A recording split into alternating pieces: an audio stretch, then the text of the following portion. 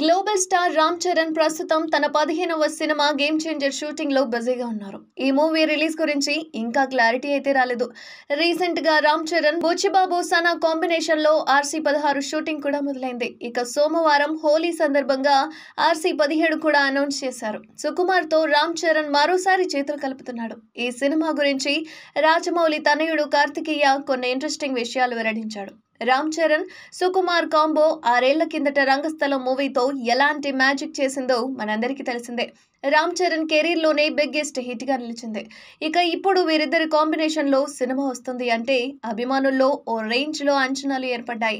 అయితే ఈ మూవీ గురించి తనకు RRR షూటింగ్ సమయంలోనే తెలుసని రాజమౌళి తనయుడు కార్తికేయ చెప్పడం విశేషం.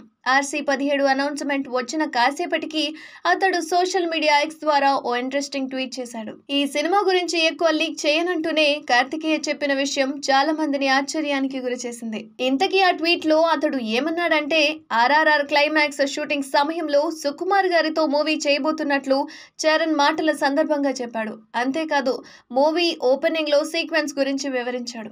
5 నిమిషాల పాటు నా మైండ్ బ్లాక్ అయిపోయింది. అతడు ఆ విషయం చెప్పినప్పటి నుంచి ఈ సినిమా అనౌన్స్మెంట్ గురించి ఎదురు చూస్తున్నాను. ఆ మూవీ ఓ బ్లాక్ బస్టర్ అవుతుందని నేను అనుకున్నాను కూడా. ఇక అది ఓ ఐకానిక్ సీక్వెన్స్ అవుతుంది. నేను దీని గురించి మరీ ఎక్కువగా లీక్ చేయనులే అంటూ రామ్ చరణ్ ను కార్తికేయ ట్యాగ్ చేశాడు.